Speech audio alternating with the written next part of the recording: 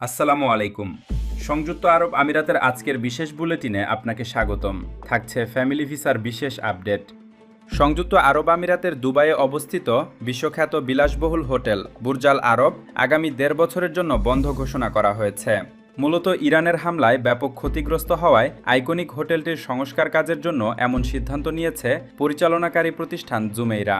১৯৯৯ সালে চালু হওয়া অভিজাত এই হোটেলটি এর অনন্য স্থাপত্যশৈলীর কারণে দীর্ঘদিন ধরে বিশ্বের বিলাসবহুল আতিথেয়তার প্রতীক হিসেবে বিবেচিত হয়ে আসছে।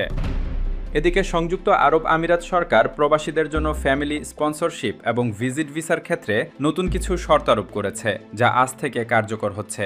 নতুন নিয়ম অনুযায়ী একজন প্রবাসী যদি তার স্ত্রী বা সন্তানদের স্পন্সর করতে চান, তবে তার ন্যূনতম মাসিক বেতন হতে হবে ৪,০০০ দিরহাম। তবে বন্ধু বা দূরসম্পর্কের আত্মীয়দের ভিজিট ভিসায় স্পন্সর করার ক্ষেত্রে আয়ের সীমা বাড়িয়ে ন্যূনতম ১৫,০০০ দিরহাম নির্ধারণ করা হয়েছে।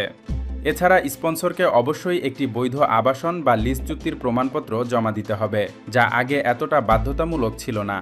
একই সাথে দক্ষ প্রবাসীদের জন্য কৃত্রিম বুদ্ধিমত্তা বা এআই এবং এন্টারটেইনমেন্ট সেক্টরের নতুন বিশেষ ক্যাটাগরির ভিসা চালু করা হয়েছে। এই নতুন নিয়মের মূল লক্ষ্য হল প্রবাসীদের জীবনযাত্রার মান নিশ্চিত করা এবং আমিরাতে বসবাসের প্রক্রিয়াকে আরও সুশৃঙ্খল করা। ভিসা আবেদন করার আগে প্রবাসীদের তাদের বর্তমান স্যালারি সার্টিফিকেট এবং আবাসন চুক্তি যাচাই করে নেওয়ার পরামর্শ দেওয়া হয়েছে।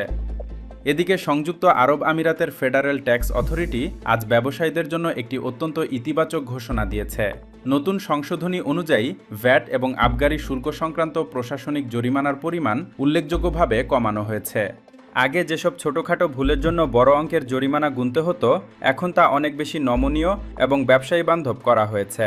বিশেষ করে যারা সঠিক সময়ে ট্যাক্স রিটার্ন জমা দিতে ব্যর্থ হতেন, তাদের জন্য জরিমানার হার পুনর্বিন্যাস করা হয়েছে। এছাড়া বকেয়া জরিমানা কিস্তিতে পরিশোধ বা মওকুফ পাওয়ার প্রক্রিয়াটিও আরও সহজতর করা হয়েছে। কর্তৃপক্ষের লক্ষ্য হল আমিরাতের ব্যবসায়িক পরিবেশকে আরও প্রতিযোগিতামূলক করা এবং ক্ষুদ্র ও মাঝারি উদ্যোক্তাদের ওপর আর্থিক চাপ কমানো। আজকের এই ঘোষণার পর দুবাই ও আবুধাবির ব্যবসায়ী মহলে ব্যাপক স্বস্তি লক্ষ্য করা গেছে।